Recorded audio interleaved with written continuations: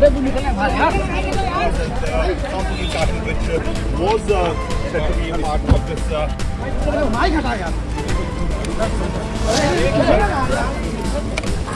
भाई साइड हट जाओ यार।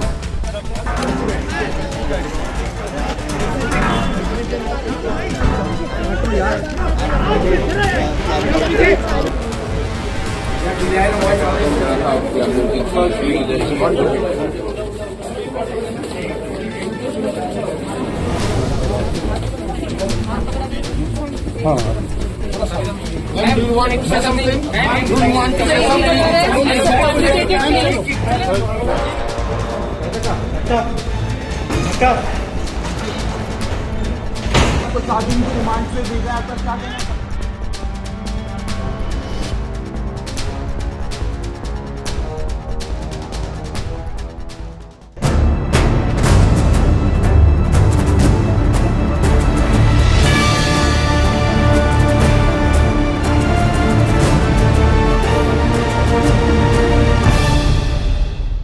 Welcome to crime analysis. Delhi liquor కేసులో అరెస్ట్ అయిన కవితను రెండో రోజు ఈడీ అధికారులు ప్రశ్నించారు. దాదాపు ఉదయం నుంచి ప్రశ్నించిన తర్వాత సాయంత్రం 6 గంటలకు విచారణ పూర్తయింది. 6 నుంచి 7 గంటల మధ్యన కేటీఆర్, హరీష్ రావు తర్వాత భర్త అనిల్ కూడా వెళ్లే అవకాశం ఉంది. కానీ ఈ రోజు ఈడీ ముందు హాజరవ్వాలంటూ భర్త అనిల్ అందుకున్న నోటీసులు ఈడీ ముందు అయినట్లుగా కనిపించట్లేదు. దీని పరిణామాలు ఏ విధంగా ఉండిపోతాయి, ఒకవేళ హాజరైతే ఏ విధంగా ఉంటుంది, హాజరు కాకపోతే ఈడీ ఎలాంటి చర్యలు తీసుకోబోతుంది అనే అంశాలతో పాటు కొత్తగా కొంతమంది ఒక సర్కిల్ చేస్తున్నారు. కవిత అరెస్టు అక్రమని, ఏ ప్లేసుల్లో చేయాలి, ఏ టైంలో చేయాలి, ఏ టైంలో చేయకూడదు, ఇవన్నీ కూడా ఈడీ నిబంధనలకు విరుద్ధంగా వెళ్ళిందంటూ ఒక సర్కిల్ చేశారు. ఇందులో ఉన్న వాస్తవాలు ఎంత, నిజంగా ఈడీ దారి తప్పిందా లేదు ఒత్తిడి లొంగి ఈ విధంగా అరెస్ట్ చేసిందా ఆ విషయాల్ని హైకోర్టు అడ్వకేట్ రాజీవ్ రెడ్డి గారు ప్రస్తుతం స్కాట్లాండ్ నుంచి మనతో లైవ్ లో ఉన్నారు. ఆయన అడిగి పూర్తి వివరాలు తెలుసుకుందాం. సార్ నమస్తే అండి. నమస్తే సార్, ఈ రోజు రెండో రోజు విచారణ అయింది.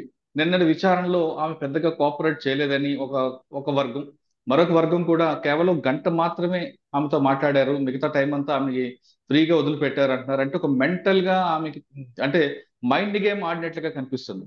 దీనివల్ల ఈడీ అధికారులు సాధించింది ఏంటి, వాళ్ళకి వచ్చే లాభం ఏంటండి? అంటే మీరు ఏ పోలీస్ ఆఫీసర్నైనా అడగండి, ఈడీ అని వదిలేయండి, any police officer investigating agency ప్రపంచవ్యాప్తంగా మన దేశంలో కూడా అక్యూజ్డ్ కన్ఫెషన్లు కానీ స్టేట్మెంట్లు తీసుకునే ముందు స్టెబిలైజ్ చేస్తారు. ఓహో. అంటే ఫర్ ఎగ్జాంపుల్ ఒక ముద్దాయికి ఇంకా డైజెస్ట్ కాదు పర్యవసనాలు, ఏం జరిగింది ఏం జరగలేదు అనేది. సో కాస్త టైము గ్యాప్ ఇస్తారనమాట. ఏదైనా స్లోగా సింక్ ఇన్ అవుతుంది సైకాలజీ ఉపద్రవం జరిగినప్పుడు. అదైన తర్వాత కొంచెం గాబరా, యాంగ్జైటీలు ఉంటాయి, వాటిని తీసేయడానికి స్టెబిలైజ్ చేస్తారు అనమాట. స్టెబిలైజ్ చేసిన తర్వాత ఎప్పుడైనా కన్ఫెషన్ తీసుకోవాలి, ప్రాపర్ కన్ఫెషన్. ఇంకోటి నేను చెప్పాను, సిబిఐ ఈడీ ఎప్పుడు వెయిటింగ్ గేమే. మీరు ఎదురు చూసి మీకు మైండ్ కంట్రోల్ లూజ్ అవుతుంటారు అనమాట, కన్ఫ్యూజ్ అవుతుంటారు. అన్నిటికంటే ముందు అంటే ఇనిషియల్ గా ఎప్పుడు కస్టడీలో తీసుకున్న తర్వాత స్టెబిలైజ్ చేస్తారు అక్యూజ్ ని. అలా టైం వేస్ట్ చేసి మైండ్ గేమ్ ఆడుతుంటారు అయితే. అంతే సార్, ఈ రోజు సెకండ్ డే అయిపోయింది. ఈ రోజు ఆయన భర్తకు రమ్మని పిలిచారు. భర్తతో పాటు కొంతమంది ఎవరైతే ఆ చుట్టుపక్కల ఉన్నారో ఆమె అసిస్టెంట్స్ అందరు రమ్మన్నారు. ఒకవేళ ఈ రోజు వరకు ఉన్న సమాచారం ప్రకారం అనిల్ హిటెడ్ కాలేదని తెలుస్తుంది. ఒకవేళ అయితే పరిణామాలు ఏ విధంగా ఉంటాయి, అవ్వకపోతే ఏ విధంగా ఉంటాయి? ఓకే, మనకి చట్టంలో రకరకాల మెథడ్స్ ఆఫ్ విట్నెస్లని, ముద్దాయిలని ఇన్వెస్టిగేషన్కి రప్పించుకునే ప్రొవిజన్స్ ఉంటాయి. సో ఇది క్రిమినల్ కాబట్టి మనం రెండు టీఆర్పీస్ ఏమో మీకు తెలుసు 160 నోటీస్ విట్నెస్లకి, 41A నోటీసు ముద్దాయిలకి ఇస్తారు అక్యూజ్డ్కి. ఈ మనం ప్రివెన్షన్ ఆఫ్ మనీ లాండరింగ్ పక్కన పెట్టి జనరల్ సిఆర్పిసినే మాట్లాడదాం. 160 నోటీస్ ఇచ్చిన తర్వాత డిసోబే చేశాడు అనుకోండి, without probable cause, without reasonable cause disobey చేస్తే ఇండియన్ పీనల్ కోడ్లోనే అది సెపరేట్ అఫెన్స్, సెపరేట్ శిక్షలు ఉంటాయి అన్నమాట. ఇప్పుడు ఫర్ ఎగ్జాంపుల్ కేజ్రీవాల్ పైన ఆల్రెడీ ఇనిషియేట్ చేశారు, సమ్మన్స్ ఇస్తే రావట్లేదని. ఐ థింక్ 174 ఐపీసీ కింద ఆల్రెడీ కేసు కట్టారు. కేజ్రీవాల్ దానిపైన బెయిల్ కూడా తీసుకున్నారు. సో అదేంటంటే సిఆర్పిసిలో పోలీస్ ఆఫీసరు ఇచ్చిన సమ్మన్స్ కి కంప్లై చేయకపోతే, రమ్మన్నప్పుడు రాకపోయినా, డాక్యుమెంట్లు లేకపోతే ఏదైనా మెటీరియల్ తెమ్మన్నప్పుడు తీయకపోయినా పోలీస్ ఆఫీసర్ అయితే 4 రోజులు శిక్ష, జడ్జి అయితేనేమో 3 నెలలు శిక్ష. ఇక్కడ పిఎంఎల్ఏ చట్టంలో ఇన్వెస్టిగేటింగ్ ఆఫీసర్ వచ్చి జడ్జితో సమానం. ఓకే. సో ఆయన ఆర్డర్ని డిసోబే చేయడం 3 నెలలు జైలు శిక్ష అనమాట. ఈచ్ టైం డిసోబే చేస్తుంటే ఈచ్ టైం శిక్ష పైనుంచి పెనాల్టీ కూడా పడుతుంటది అనమాట, పెరిగిపోతా ఉంటది. తప్పకుండా అటెండ్ కావాల్సిందే. అంటే ఇప్పుడు అనిల్ రీజనబుల్ కాజ్ ఏదంటే చెప్పాలి. ఓకే సార్, అనిల్ నేను పలానా పిలిచారు. రోజు రాలేకపోతే. అవును, ఇప్పుడు అందులో కవిత హస్బెండ్ అనిల్ పిలిచారు. అనిల్ వెళ్తే ఏ విధంగా లింక్ అప్ అవుద్ది, ఒక వెళ్ళకపోతే ఆయనకి మెడకి ఎలా చుట్టుకుంటది, చుట్టుకునే అవకాశం ఉంటుంది అంటారు? మీరు ఇప్పుడు ఈడీ ఒకటే మీరు ఐసోలేటెడ్ గా చూస్తున్నారు. నేను చెప్పేది గత కొంతకాలంగా తెలంగాణలో కానీ అక్కడ కానీ income tax, CBI, ED coordinated గా పనిచేస్తున్నాయి. బిఫోర్ ఎలక్షన్ కూడా మన హైదరాబాద్ లోనే చెప్పలేని ఇన్కమ్ ట్యాక్స్ రైడ్లు అయినాయి. అవును.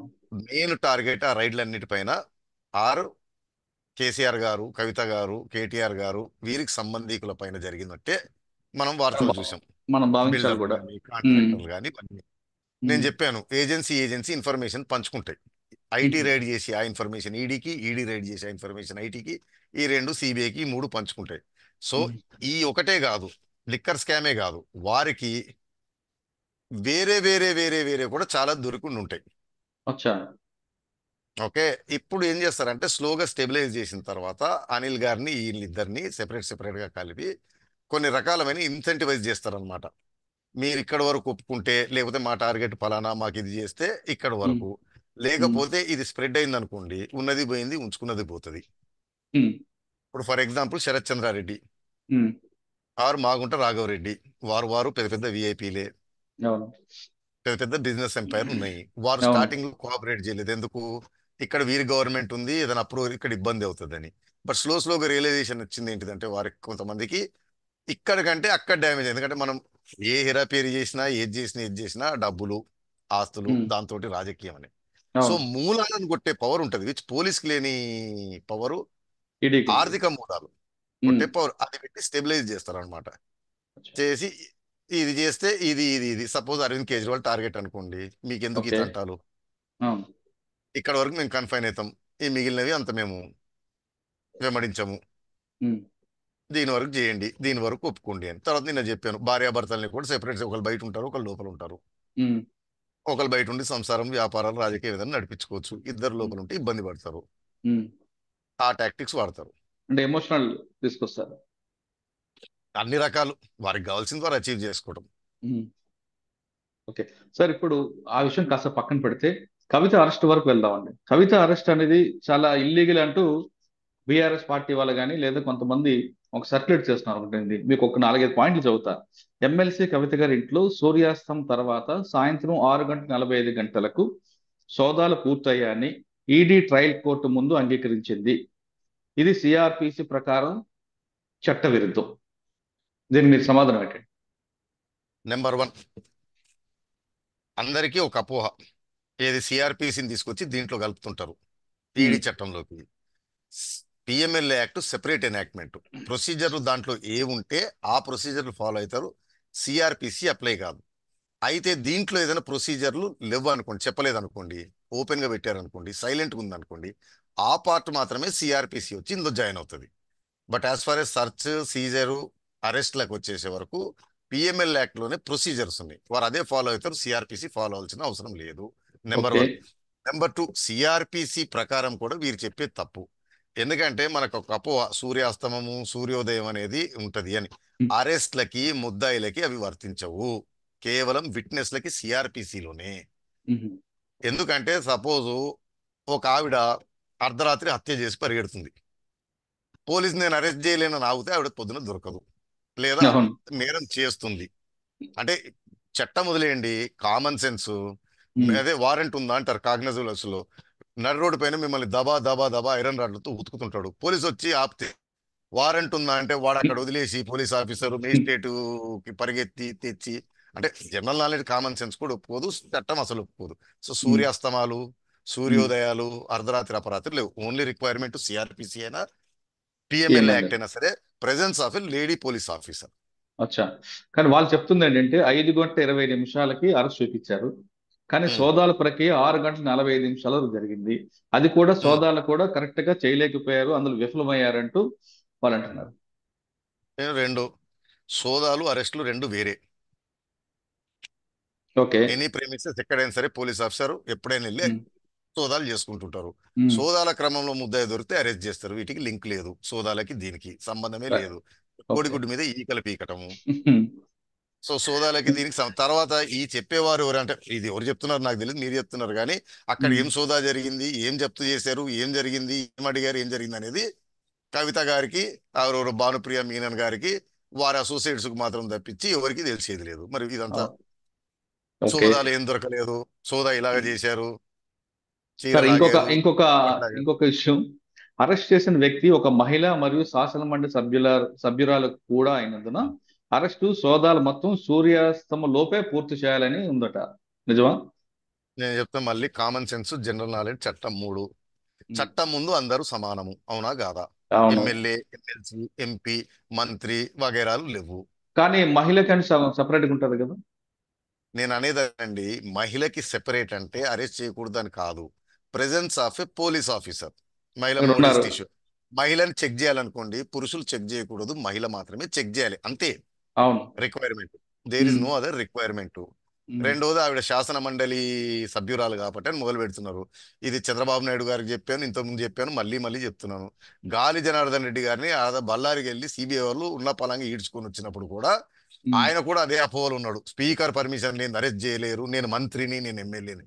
ఏమీ లేదు, లాక్కొని వచ్చి చెంచల్గూడలో రిమాండ్ దొబ్బారు. దొబ్బిన తర్వాత కూడా ఇది వచ్చింది. చట్ట ఉమ్, ప్రకారము ఎమ్మెల్యేలు, ఎంపీలు ఎవ్వరూ అతీతులు కాదు ఉమ్, క్రిమినల్ అఫెన్స్లలో. ఉమ్. ఓన్లీ రిక్వైర్మెంట్ అంటే మ్యాండేటరీ చట్టం కాదు, ఫార్మాలిటీ, కర్టసీ ఏంటంటే అరెస్ట్ చేసిన తర్వాత ఓకే. స్పీకర్ కి ఇన్ఫార్మ్ చేయాలి. ఎందుకంటే అతను అటెండ్ అవుతున్నాడా లేదా, డుమ్మా కొట్టాడా, అతను స్కూల్ టీచర్ లాగా. అవును. అంతకు మించి అది చేయకపోయినా అంటే నేను ఫార్మాలిటీ, మీ ఇంటికి వచ్చే ముందు నేను చెప్పాలి, అయ్యా 5:30కు వస్తున్నాను మురళి గారు అని. ఉమ్, చెప్పకుండా వచ్చాను అనుకోండి, మీరు కాసేపు రుసరుసలాడతారు. అవును. ఫర్ ఎగ్జాంపుల్, బెంగాల్లో ఈ మధ్యన సిబిఐ వారు ఒక ఎమ్మెల్యేని పట్టుకొని పోయారు. ఉమ్, స్పీకర్ ముందు చెప్పలేదు, తర్వాత చెప్పలేదు. దానిపైన స్పీకర్ గారు రుసరుసలాడారు, నాకు చెప్పలేదు అని. ఐ థింక్ వెంకయ్య నాయుడు గారు రాజ్యసభ చైర్మన్ ఉన్నప్పుడు కూడా ఈ పాయింట్ వచ్చింది. ఉమ్, ఏమనంటే, మల్లికార్జున ఖార్గేని, రాహుల్ గాంధీని, వీరిని ఎవరినో ఈడీ వారు, సిబిఐ వారు సమ్మన్ చేశారు, పట్టుకొని పోయారని చెప్పి కాంగ్రెస్ సంబంధించిన సభ్యులు గొడవ చేసి స్తంభింపజేశారు. స్పీకర్కి ఇన్ఫార్మ్ చేయందంటే వెంకయ్య నాయుడు గారు క్లారిటీ చట్టం చదువుతూ చెప్పారు. రాజ్యాంగం ప్రకారము సెక్షన్ 135A సిఆర్ ప్రకారము ఎటువంటి ఇన్ఫర్మేషన్లు, పర్మిషన్లు అవసరం లేదు. ఓకే. ఓన్లీ ఎగ్జామ్షన్ సివిల్ అరెస్ట్లకు ఉంటే 40 డేస్ సెషన్ ముందు, ఉహు, 40 డేస్ సెషన్ తర్వాత, లేదన్నా కమిటీ మీటింగ్ ముందు సివిల్ అరెస్ట్ మాత్రమే చేయకూడదు. ఓకే. క్రిమినల్ వచ్చే వరకు ఎవరు ఎప్పుడైనా సరే, ఎక్కడి నుంచి అయినా సరే, ఇన్ఫాక్ట్ అసెంబ్లీలోకి వచ్చి కూడా అరెస్ట్ చేసి తీసుకెళ్ళొచ్చు. కేరళదే ఫేమస్ కేసు అక్కడ ఉహు, దాకా వెళ్ళింది. ఐ థింక్ కమ్యూనిస్ట్ ఎమ్మెల్యేలు అసెంబ్లీలో రచ్చ చేసి, ధర్నాలు చేసి, ఏదో గొడవ చేసి డిస్ట్రక్షన్ చేశారని కేసు మీద పోలీసులు పట్టుకొని పోతే సుప్రీంకోర్టు దాకా పోయింది. సుప్రీంకోర్టు కూడా ఆ కేసులో కరాఖండిగా చెప్పింది, ప్రెమిసెస్ లోపల, ప్రెమిసెస్ బయట ఎమ్మెల్యేలని ఏమీ లేదు. ఉమ్, పోలీస్ ఆఫీసర్ కి power to arrest anybody anywhere. Okay. Sir, second point. Arrest కోసం పిఎంఎల్ఏ సెక్షన్ 65 క్రింద ప్రత్యేక నిబంధన ఏదీ లేదు. దీనికి సిఆర్పిసి వర్తిస్తుంది. కాబట్టి ఈడీ అధికారులు సిఆర్పిసి నిబంధనలు పాటించాలి. కానీ వారు సిఆర్పిసి నిబంధనలు పాటించలేదు. అరెస్ట్ చేసిన ప్రాంతానికి 30 కిలోమీటర్లు దాటి కోర్టుకు తరలిస్తున్నందున ఆపండి ఆపండి హైదరాబాద్. ఆపండి ఆపండి ఆపండి ఆపండి, ఒక్క నిమిషం, మీరు అన్ని కలుపుతున్నారు. ఫస్ట్ నేను ఏం చెప్పాను, ఈ చెప్పిన సిఆర్పిసి. వారు ఎవరో సెక్షన్ 65 ఏంటిది, దాని ప్రకారం సిఆర్పిసి ఎందుకు వర్తిస్తుంది, సిఆర్పిసిలో ఏముంది, దాన్ని ఏం వైలేట్ చేశారో చెప్తే బాగుంటది. ఊరికే సిఆర్పిసి, పిఎంఎల్ఏ 60, 125, 500 అంటూ మేధావులు అనిపించుకుంటే కుదరదు. 65 ఏం చెప్తుందంటే, పిఎంఎల్ యాక్ట్ లో స్పెసిఫై చేసిన ప్రొసీజర్ ఫాలో కావాలి. ఈ దీంట్లో ఏదన్నా గ్యాప్ ఉందనుకోండి, సైలెంట్ ఉందనుకోండి, ఏదైనా సపోజ్ పిఎంఎల్ యాక్ట్ లో అరెస్ట్ 19 ఉంటుందండి, ఎవిడెన్స్ 50 కింద తీసుకుంటారండి, బెయిల్ 45 కింద వేస్తారండి, ఇవన్నీ ఉంటాయి. సరే, అరెస్ట్ ఉంది కానీ రిమాండ్ లేదు కదా, చెప్పాలి. రిమాండ్ సిఆర్పిసి ఫాలో అవుతారు. లేదా ఎవిడెన్స్ తీసుకోవడం ఇదంతా 50 కింద ఉందనుకోండి, ఏదైనా సీజర్, సర్చ్ వారెంట్ ప్రొసీజర్, అది సెక్షన్ 100, దాని ప్రకారం సిఆర్పిసి ఫాలో అవుతారు. తప్పిస్తే వీళ్ళు పిఎంఎల్ చెప్పినట్లుగా యాక్ట్ కాదు. అరెస్ట్లకి దానికి మొత్తం సిఆర్పిసి ఫాలో కాదు, సైలెంట్ ఉన్న దగ్గర మాత్రమే వన్. రెండోది సిఆర్పిసి ఫాలో అయినా నేను చెప్తున్నాను, సూర్యాస్తమాలు, సూర్యోదయాలు, ఇవేం ట్రాన్సిట్ వర్తించవు. వారెంట్లు, ఆ వారెంట్లు సిఆర్పిసిలో కూడా లేవు. లేవు. రెండోది నెక్స్ట్. 30 కిలోమీటర్ల దాటిన తర్వాత ట్రాన్సిట్ రిమాండ్ కంపల్సరీగా తీసుకోవాలని చెప్తున్నారు అవును. నియరెస్ట్ మేజిస్ట్రేట్, అంతే కదా. అవును. ఇది అలా కూడా కాదు, సేమ్ వాళ్ళు ఏం థింగ్. చెప్తున్నారంటే అరెస్ట్ చేసిన ప్రాంతానికి 30 కిలోమీటర్ దాటి కోర్టుకు తరలిస్తున్నందున, అంటే 30 కిలోమీటర్ దాటి అటు ఢిల్లీ తరలిస్తున్నందున హైదరాబాద్ లో మేజిస్ట్రేట్ గారి నుండి ముందస్తు అనుమతి తీసుకోవాలి. కవిత గారి విషయంలో ఈడీ పని చేయలేదు. ఈడీ ఉద్దేశపూర్వకంగానే నిబంధనలు పాటించకుండా ఇలా చేయడం భయాందోళన సృష్టించడానికి అర్థమవుతుంది. ఇది రాజ్యాంగ విరుద్ధం. సరే, ఈ చెప్పిన సోదరు సోదరిమణులు ఎవరు ఇదంతా మరి ఈడీ కోర్టు ముందు ఎందుకు వాదించలేదు? అవేమీ లేవు దీంట్లో. సుప్రీం ఇదేంటిదంటే అదే నేను చెప్పేది, మనకి అవుట్ ఆఫ్ కాంటెక్స్ట్ మనకు నచ్చినవి ఏ పుస్తకంలో పడితే ఎక్కడ పడితే అక్కడనే తీసుకొచ్చి దీంట్లో కలపడము. 30 కిలోమీటర్లు అనేది అరెస్ట్లకి దీనికి సంబంధించి వేరే ప్రొవిజన్ సిఆర్పిసిలో సెక్షన్ 80. అరెస్టులు 2 రకాలు ఉంటాయి, without warrant, with warrant. Okay. Any తీవ్రమైన నేరాలు 2 ఏళ్ళు శిక్ష దాటే నేరాలకి వారెంట్ అవసరం లేదు. మళ్ళీ రీట్రేటింగ్, తెలుగు సినిమాలో చూపెట్టేదంతా అబద్ధం. ఎటువంటి వారెంట్ అవసరం లేదు. వాటికంటే తక్కువ నేరాలు ఉన్నాయనుకోండి, అవును, వాటికి వారెంట్ అవసరం. సెక్షన్ 80 ఏం చెప్తుందంటే, ఒకవేళ ఒక మెజిస్ట్రేట్, ఇంకోటి వారెంట్ నాట్ ఓన్లీ నేరం ముద్దాయి మీరు కోర్టుకి అటెండ్ కాలేదు, లేదా మీరు కోర్టు ఆర్డర్ ఏదైనా డిసోబే చేశారు, అప్పుడు కూడా వారెంట్ ఇస్తారు. ఎన్బిడబ్ల్యూ అంటారు కదండి, చెక్ బౌన్స్ లో కూడా ఇస్తారు. Non so available warrant. వారెంట్లు రకరకాలుగా మేజిస్ట్రేట్ గారు ఇస్తారు. అరెస్ట్ తో సంబంధం లేదు. Okay. Warrant only production before magistrate, it is not arrest. ఓహో. వారెంట్లు ఏముంటుందంటే, you the police officer is directed to apprehend this person and produce in before me. అది అరెస్ట్ కాదు అవును. వారెంట్ అనేది. సో ఈ 80 ప్రొవిజన్ ఏంటిదంటే, 30 కిలోమీటర్లు ఎక్కడ వస్తుందంటే, మేజిస్ట్రేట్ గారు ఒక వారెంట్ ఇచ్చారు, ఒక అతన్ని పట్టుకొని తీసుకొని రాని. అతను వేరే జ్యూరిడిక్షన్ ఎక్కడో దొరికాడు 30 కిలోమీటర్లు దాటిన తర్వాత. ఆ దాటినప్పుడు వారెంట్ ఇచ్చిన మేజిస్ట్రేట్ కనుక 30 కిలోమీటర్స్ కంటే దూరం ఉండి అక్కడ దొరికితే రూల్ ఏంటిదంటే, అతన్ని ఇమీడియట్ గా నియరెస్ట్ ఎగ్జిక్యూటివ్ మేజిస్ట్రేట్ కానీ నియరెస్ట్ జ్యుడిషియల్ మేజిస్ట్రేట్ దగ్గర ప్రొడ్యూస్ చేసి ఈ వారెంట్ చూపెట్టి తీసుకెళ్తున్నాం అని తీసుకొని రావాలి. ఈ కేసులో కాదు, అరెస్ట్ కి సంబంధం లేదు, అది ఓన్లీ ఎన్బిడబ్ల్యూ వారెంట్ వరకు. ఎన్బిడబ్ల్యూ వరకు మాత్రమే. ఎన్బిడబ్ల్యూ వరకు మాత్రమే వారెంట్ మీద. రెండోది ట్రాన్సిట్ వారెంట్ ఎప్పుడు వస్తుందంటే, సుప్రీంకోర్టుకు అంటే సిఆర్పిసి అండ్ సుప్రీంకోర్టు కొన్ని జడ్జ్మెంట్లు చెప్తా. మీకు పిఎంఎల్ యాక్ట్ లో అరెస్ట్ 19 అండి, సిఆర్పిసికి సంబంధం లేదు. ఓకే. ఓకే. అయినప్పటికీ సిఆర్పిసిలోను పిఎంఎల్ యాక్ట్ లో ఏముంటుంది అంటే, అరెస్ట్ చేసిన 24 అవర్స్ లో ప్రొడ్యూస్ చేయాలి మేజిస్ట్రేట్ ముందు. ఈ 24 అవర్స్ కి జర్నీ టైమ్ ఇస్ ఎగ్జెంప్టెడ్. అవును. ఓకే. మీకు చంద్రబాబు అప్పుడు కూడా నాకు తెలిసి లోకేష్ గారు అనుకుంటా ఓ లావు పుస్తకం రాజ్యాంగం దీంట్లో ఉందని చెప్పి కర్నూలు నుంచి గుంటూరు విజయవాడకు తీసుకురావడాన్ని దాటేసిన 24 అవర్స్ అని కూడా రిమాండ్ రిజెక్ట్ చేయనిస్తే మేజిస్ట్రేట్ కొట్టేశారు, హైకోర్టు కొట్టేసింది, సుప్రీంకోర్టు దాకా కొట్టేశారు. So exempted. అయితే సుప్రీంకోర్టు ఏమంటదంటే, ఈ జర్నీ టైం ఎగ్జెంప్షన్ అని మీరు పెట్టుకొని వారం 10 రోజులు దేశం అంతా తిప్పుతూ కుదరదు. సో టైము చాలా కనపడుతున్నప్పుడు 24 అవర్స్ లో నియరెస్ట్ మేజిస్ట్రేట్ కుదరనప్పుడు మాత్రమే ఎగ్జెంప్టెడ్. సో ఫేమస్ కేసు అంటే, జైపూర్ పోలీసులు వచ్చి మన హైదరాబాద్ లో పట్టుకున్నారండి, ఇక్బాల్ ఖాతా అనుకుంటా.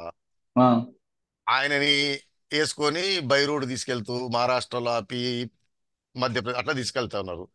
పూణేలో ప్రొడ్యూస్ చేశారు 24 అవర్స్ దాటిన తర్వాత. పూణే మేజిస్ట్రేట్ చేయను అన్నాడు, రిజెక్ట్ చేశాడు.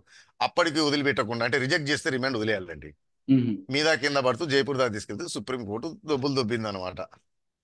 మీకు హైదరాబాద్ నుంచి నియరెస్ట్ మేజిస్ట్రేట్ 24 అవర్స్ లో దొరకలేదా అంటే చాలా ఎక్కువ అవుతుంది అన్నదానికి. 24 అవర్స్ లో ఇక్కడ ఏం జరిగిందండి, ఇమీడియట్ గా ఆ రోజు తీసుకెళ్లి రిమాండ్ చేశారు పొద్దున. అంటే జర్నీ టైం ఇంక్లూడ్ చేసి కూడా విత్ ఇన్ 24 అవర్స్. మూడోది, కవిత గారు ప్రస్తుతం శాసన మండలి సభ్యురాలు కాబట్టి అరెస్ట్ కాపీని ఈడీ తెలంగాణ శాసన మండలి చైర్మన్ కి అందించాలి. ఈడీ ఈ నిబంధన కూడా ఉల్లంఘించింది. సరే, ఆ నిబంధన వెలిగిస్తే మరి ఐడి ఆఫీసర్ని స్పీకర్ గారు ఏమన్నా అసెంబ్లీలో కానీ శాసనమండలిలో డిటెన్షన్ సెల్ పెడతారు నాకు. నేను చెప్పాను, ఎవ్వరికి చట్టానికి ఎవరు అతిథులు కాదు, ఎవరెవరైనా అరెస్ట్ చేసి ఎప్పుడైనా తీసుకెళ్ళాలి. ఎమ్మెల్సీలకి, ఎమ్మెల్యేలకి, రాజ్యసభ ఎంపీలకి స్పెషల్ ప్రివిలేజ్ లేదు. ఇంతకుముందు కూడా చెప్పాను. వెంకయ్యనాయుడు గారు ఓన్లీ చెప్పినట్టు. ఫార్మాలిటీ, కర్టసీ ఆఫ్ అరెస్ట్ తర్వాత ఇన్ఫార్మ్ చేయడం, దానికి కూడా టైం ఏం లేదు. ఓకే. ఈ రోజు చేయొచ్చు, రేపు చేయొచ్చు, చేయకపోయినా జరిగేది ఏం లేదు. స్పీకర్ కాసేపు రుసరుసలాడడం తప్పిస్తే చేసేది లేదు. జరిగేది ఏమీ లేదు. ఓకే, ఇంకో పాయింట్ అండి. గతంలో సుప్రీంకోర్టులో ఈడీ సమర్పించిన అండర్టేకింగ్ లో ఎలాంటి బలవంతపు చర్యలు తీసుకోబోని మరియు ఆమెను ఈడీ ఆఫీసుకు పిలవం అని తెలిపింది. ఈడీ దాన్ని ఉపసంచుకుంటామని ఈడీ మార్చి 15 నాడు కోర్టుకు తెలిపితే కోర్టు అందుకు అనుమతి ఇచ్చకుండా విచారణ మార్చి 19కి వాయిదా వేసింది. అంటే మార్చి 19, 2024 వరకు ఈడీ ఎమ్మెల్సీ కవితను ఎట్టి పరిస్థితుల్లో అరెస్ట్ చేయకూడదు. అయితే న్యాయ ప్రక్రియను ఉల్లంఘించి అధికారులను దాటి ఎమ్మెల్సీ కవితను అక్రమంగా అరెస్ట్ చేశారు. దీని వెనక రాజకీయ కుట్ర దాగి ఉంది. అక్కడ ఏం జరిగిందో మళ్ళీ చెప్తున్నాను. ఎవరు చూడలేదు, ఎవరు చేయలేదు. నెంబర్ 1. నెంబర్ 2, మీరు గుర్తు తెచ్చుకోండి. అంటే మనం చెప్పాను కదండి, మనం ఒక ఇన్ఫరెన్స్ తీసుకోవడానికి కూడా కొన్ని ఉంటాయి. అవును. కవిత గారు సుప్రీంకోర్టులో ఛాలెంజ్ చేసిన కేసు ఏంటిదండి? నన్ను అరెస్ట్ చేయొద్దని చేసిందా? కాదు. కేసు కొట్టేయమని చేసిందా? కాదు. కాదు. ఆవిడ ఏమేసిందంటే సమ్మన్స్ ఇచ్చారు ఢిల్లీ. అవును.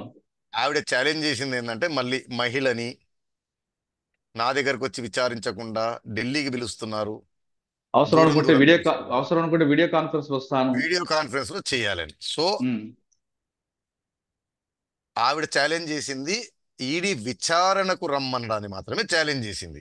అవును. ఢిల్లీకి రావడానికి విచారణలు చేయకూడదని కూడా చేయలేదు. వీడియో కాన్ఫరెన్స్ లో అటెండ్ అవుతాను, మీరు వచ్చినా పర్వాలేదు, అంటే అరెస్ట్ అనేది దాంట్లో లేదు. ఓకే. సో అరెస్ట్ కి సంబంధం లేదు, విచారణకి ఢిల్లీ పిలవకూడదని మాత్రమే ఆవిడ ఛాలెంజ్ చేశారు. సో బహుశా ఏమై ఉంటదంటే, ఈ 10 రోజులు మేము ఢిల్లీకి అంటే అప్పుడు నెక్స్ట్ డేనో ఇమీడియట్ గా ఉండాలి. కోర్టు వారు ఏదో ఒకటి విచారణ చేపట్టకపోతే టైం దగ్గరకు వస్తుంది అని అన్నారు. అన్నందుకు ఏంటంటే ఈడీ వారు కమిట్మెంట్ ఇచ్చుంటారు, సరేలేండి ఈ 10 రోజులు పిలవము అని. సో అరెస్ట్ చేస్తారని కానీ, నన్ను అరెస్ట్ చేయొద్దు అని కానీ అవేమి ఛాలెంజ్ చేయలేదు. బాగా గుర్తు తెచ్చుకోండి. అవును. మనకి షార్ట్ మెమరీ. ఇప్పుడు ఇది స్ప్రెడ్ చేస్తూ ఉంటే మనకి ఎక్కేస్తూ ఉంటది. అంటే ఫర్ ఎగ్జాంపుల్ చెప్తానండి, కేసీఆర్ గారు ఆమరణ నిరాహార దీక్షను మొదలుపెట్టిన తర్వాత అసలు ఉద్యమం రాజుకుందే ఖమ్మం హాస్పిటల్లో ఒక వీడియో లీక్ అయింది. వారు బత్తాయి రసం, నిమ్మరసం దాగుతున్నది. జనమంతా అది మర్చిపోయారు. ఆయన చావు నోట్లో తలబెట్టి చేశాడు అనేది మాత్రమే గుర్తుంది. అంటే నాకు గుర్తు. దాని తర్వాత అధికారం వచ్చిన తర్వాత మా సారు చచ్చిపోతా వద్దు అన్నా గానీ నేను చచ్చిపోతా అన్నాడని ఆ జ్యూస్ తాగిన విషయం మర్చిపోయారు. అదే జ్యూస్ తాగిన తర్వాతే ఉస్మానియా యూనివర్సిటీలో తాగిన తర్వాతే స్టూడెంట్స్ కి వాళ్ళకి స్పిల్ ఓవర్ అయింది. అప్పటి వరకు వారు నడిపించారు ఉద్యమం, రాచుకుంది అప్పుడు. అట్లా ఈడీ వారు ఇచ్చిన సమ్మన్స్ విచారణకు రమ్మన్నాం అన్న దాన్ని మాత్రమే ఛాలెంజ్ చేశారు. అరెస్ట్ దాంట్లో చర్చ లేదు అప్పుడు నాకు గుర్తుండి. ఓకే. సో బహుశా విచారణ, ఎందుకంటే సరే టైం లేదు కాబట్టి, సుప్రీంకోర్టులో కేసు వచ్చేస్తుంది కాబట్టి, అది విచారణ టైం వస్తుంది, వాయిదా వేస్తే కష్టం అన్న దానికి అప్పుడు ఏదో కమిట్మెంట్ ఇచ్చుంటారు విచారణకు పిలువము అని. ఒకటి. రెండోది టెంపరీ, అది ల్యాప్స్ అయిపోయింది. వీరు నోటీస్ చేయలేదు, వీరు లాయర్లు నోటీస్ చేయలేదు, ఫాలో అప్ చేయలేదు. మరి ఎందుకు మిస్ అయిందో, ఎందుకు గుర్తుందో, లేకపోతే ఏమైనా కావాలని చేశారా? అంటే రాజకీయ కుట్రలో భాగంగా కవిత గారు అడ్వకేట్లని మేనేజ్ చేసేసి ఈ విషయం చెప్పకుండా ఏమన్నా చేశారా అనేది అది మీరు కొత్త ఆలోచన ఇస్తున్నారు. అంతే కదండి, మీరు చెప్పిన దాని ప్రకారం అన్నిట్లో కుట్ర చూస్తున్నారు అనుకోండి. సార్ ఇంకొక పాయింట్ నెంబర్ 5. ఈడీ మార్చి 15వ తేదీ మధ్యాహ్నం 2 గంటలకు ఎమ్మెల్సీ కవిత గారి ఇంట్లోకి ప్రవేశించి సాయంత్రం ఆమెను అరెస్ట్ చేసి అదే రోజు సాయంత్రం 6:45 సూర్యాస్తమం తర్వాత కవిత గారిని ఆమె ఇంటి నుండి శంషాబాద్ ఎయిర్పోర్ట్ తరలించారు. రాత్రి 8:45 విమానంలో ఢిల్లీ తీసుకువెళ్ళగా అర్ధరాత్రి 12 గంటల ప్రాంతంలో కవిత గారిని ఢిల్లీలో ఈడీ కార్యాలయం తరలించారు. విమాన టికెట్లు ముందుగానే బుక్ చేసినట్లుగా అర్థమవుతుంది. అంటే ఇది ఒక పథకం ప్రకారం కవిత గారిని అరెస్ట్ చేసినట్లుగా భావించవచ్చా?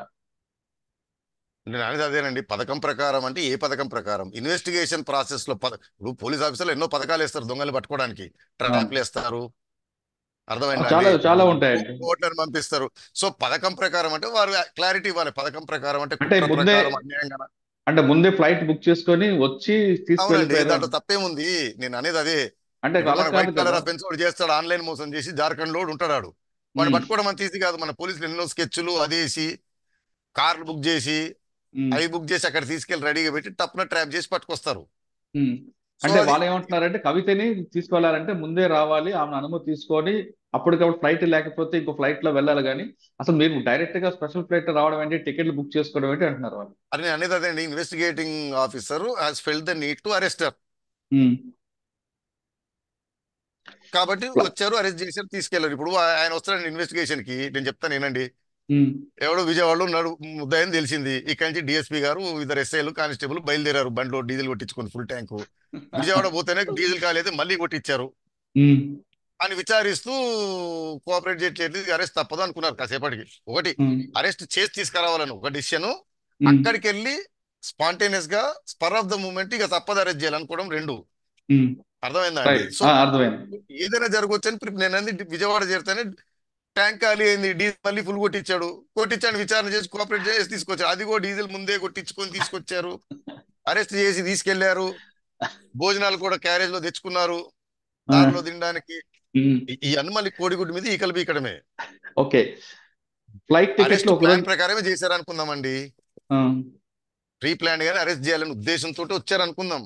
బట్ దే అవును, are investigating agencies well within their rights కదండి. కరెక్టే. కానీ వాళ్ళు ఏమంటారంటే ఫ్లైట్ టికెట్లు ఒక రోజు ముందే బుక్ అయ్యాయని ఆ వర్గాలు చెబుతున్నాయి. అరెస్ట్ ప్రక్రియ మొత్తం చట్టానికి విరుద్ధం మరియు ఈడీ అరెస్ట్ యొక్క అన్ని విధానం ఉల్లంఘించి చట్టాన్ని తన చేతిలో తీసుకోవడం స్పష్టంగా కనిపిస్తుంది. ఇది అక్రమ అరెస్ట్ అని అందరికీ అర్థమైంది. నిజానికి ఈడీ న్యాయవాది సుప్రీంకోర్టులో తన వాంగ్మూలను ఉపసంచుకోవాలని కోరుతున్నప్పుడు ఈడీ అధికారులు హైదరాబాద్ లో ఉన్నారు. ఏ చట్టం ఉల్లంఘించారు నేను చెప్పేది అదే అండి. సపోజ్ కాసేపటి నేను ఒక ఎగ్జాంపుల్ చెప్తాను. హైకోర్టులో ఇప్పుడు అవినాష్ రెడ్డి గారి కేసు ఉంది, not to um, arrest order ఇచ్చారు కాసేపటికి. వచ్చే ఉమ్, వాయిదా వరకు నాట్ టు అరెస్ట్ అని. వినండి, ఆ, నాట్ టు అరెస్ట్ ఉండగా ఆ పలానా డేట్ దగ్గర పడుతుంది, హైకోర్టులో వచ్చే అవకాశం ఉంది. Police officer in anticipation Avinash Reddy గారి బయట నించున్నారు అనుకుందాం కాసేపటికి. అవును.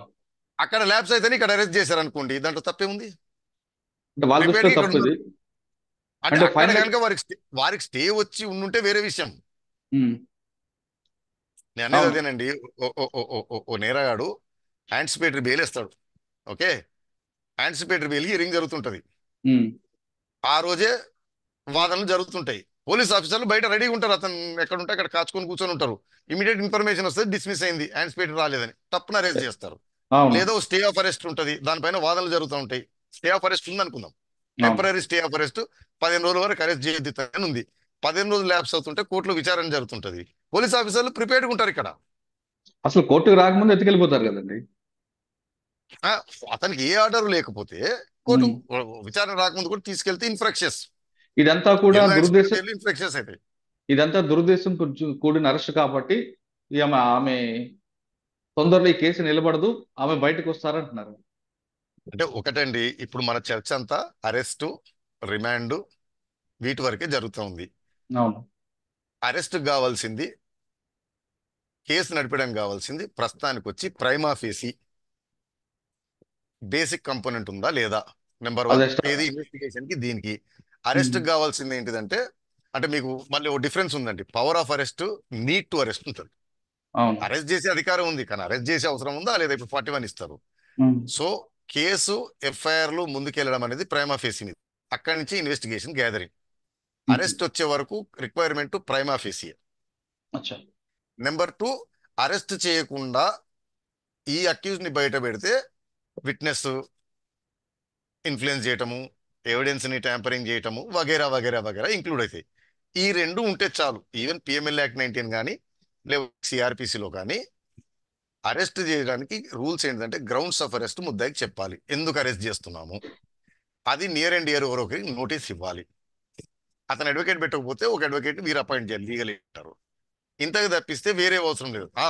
నేరం చేశారా లేదా, ఉందా లేదా పాత్ర అనేది investigation, charge sheet, trial. Okay. ప్రస్తుతానికి ఇంతే. ఓకే సార్, ఫైనల్ గా చెప్పండి, ఈ కేసులో కవిత గారితో ఆగిపోతుందా లేదా ఢిల్లీ సీఎం వరకు వెళ్ళే అవకాశం ఉంటుందంట? నా అజంప్షన్ ఏంటిదంటే అండి, కొన్ని రోజులు అవుతే మేడం గారు కూడా కోఆపరేట్ చేస్తారు, ఉహు. అరవింద్ కేజ్రీవాల్ గుమ్మం దగ్గర అవుతుంది. అంతేనా? ఇప్పుడు ఇంత ప్రైమా ఫేసి అన్నాను, 10 మంది ఉమ్, అప్రూవర్లు ఈడ పేరు చెప్పారు. ఉమ్, సరే ఎవడు పడితే వాడు చెప్తే అరెస్ట్ చేస్తారా, అదంతా వేరే విషయం. సో ప్రైమా ఫేసి ఎస్టాబ్లిష్ అయింది. రామచంద్ర పిల్లే గారు యూ టర్న్లు, జెడ్ టర్న్లు, అప్ టర్న్, డౌన్ టర్న్ 10 సార్లు తీసుకున్నారు. ఉమ్. మీకు గుర్తుందో లేదో, రామచంద్ర పిల్లి ఆ యూ టర్న్ తీసుకొని పిటిషన్ వేసినప్పుడు కూడా ఈడీ వారు ఓ రిప్లై చేశారు, దీని వెనకాల పెద్దల హస్తం ఉంది, ఎవరు హస్తం అవును ఉందో కూడా అవును అవును తెలుసు అని. అవును. ఓకే, ఆ, ఇవి చాలు రిమాండ్లో ఉంచడానికి. ప్రైమా ఫేసి 10 మంది చెప్పారు, సిడిఆర్ రిపోర్ట్లు ఉన్నాయి, సీసీ ఫుటేజ్లు ఉన్నాయి. సరే మీరు అన్నట్టు ఆ హోటల్లో దీని గురించే ఉన్నారా, టీ తాగడానికి వెళ్ళారా, ఎవరినో కలవడానికి వెళ్ళారా, తర్వాత ప్రైమా ఫేసి ఉంది. 10 మంది అప్రూవల్ చెప్పారు. ఈవిడ ఆదేశాల మేరకే ఆయనవరు రాఘవరెడ్డి గారు 25 కోట్లు ఏదో అరేంజ్ చేసి బుచ్చిబాబు గారి డైరెక్షన్ పైన ఆయనవరు చెన్నైకి ఇస్తే చెన్నై నుంచి ఎవరో మూసామని. ఇదేమో ఇన్వెస్టిగేషన్ ముందు పోవడానికి, అరెస్ట్కి లోపల ఉండాలా లేదా అనేది రామచంద్ర పిల్లే బుచ్చిబాబు గారు మెలకలు తిరగటము, ఉమ్, పైన కింద పడ్డము, ఉమ్. ఈ రెండు ఇనఫ్ ఉండడానికి.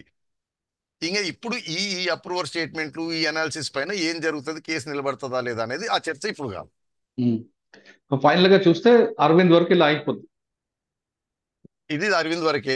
ఆయనే అంటే ఎంటైర్ అలిగేషన్ ఏంటిదంటే ఢిల్లీ గవర్నమెంట్ చేసిన పాలసీలో అవకతవకలు జరిగాయి, ఉమ్, కొంతమంది ప్రైవేట్ వ్యక్తులకి, ప్రైవేట్ వాళ్ళకి అనాయుచిత లబ్ధి జరిగింది, దానివల్ల గవర్నమెంట్కి లాస్ జరిగింది, కొన్ని రూల్స్ వైలేట్ చేశారు అని.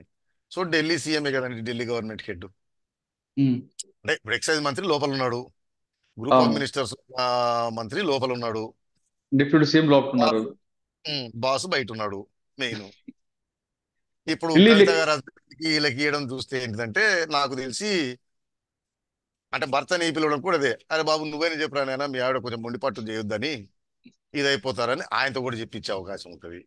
అచ్చా. సరే అయిందేదో అయింది, ఆయన కాడికి ఇది ట్రయల్ అప్పుడు ఇక తెలుసు కదండి, జగన్మోహన్ రెడ్డి అవును కనిమూలి ట్రయల్ అవును. అప్పుడు ఏం జరుగుతుంది, ఆ వెసులుబాటు ఎట్లా ఉంటది, ఒకవేళ అందులో పోయినా వేరేవైతే బాగుంటాయి కదా, అన్ని కట్టకట్టుకొని పోవు కదా ఉమ్, అని చేసి, నాకు తెలిసి మేడం గారు కూడా cooperating witness at the worst approver చేస్తారు. చేస్తారు. ఓకే. ఢిల్లీ లిక్కర్ కేసులో చూస్తుంటే ఫైనల్ గా కవితతో కాదు, ఢిల్లీ సీఎం అరవింద్ వరకు వెళ్ళే అవకాశం కనిపిస్తుంది అంటున్నారు రాజీవ్ రెడ్డి గారు. ఆ విషయంలో కవిత పట్టుదల పోకుండా ఉండడానికి భర్తను కూడా నోటీస్ ఇచ్చి పిలిపించి ఆయన ద్వారా ఆమె కన్విన్స్ చేసే అవకాశం కనిపిస్తుంది తెలుస్తుంది. మొత్తం మీద ఢిల్లీ లిక్కర్ కేసులో ఫైనల్ గా అరవింద్ కేజ్రీవాల్ అరెస్ట్ తోనే ముగిసే అవకాశం తెలుస్తుంది అంటున్నారు రాజీవ్ రెడ్డి గారు. ఢిల్లీ లిక్కర్ కేసులో రాజీవ్ రెడ్డి గారితో ఇది విశ్లేషణ. మరో విషయంలో మళ్ళీ కలుద్దాం. అంతవరకు నమస్తే. Thank you sir. Thank you very much.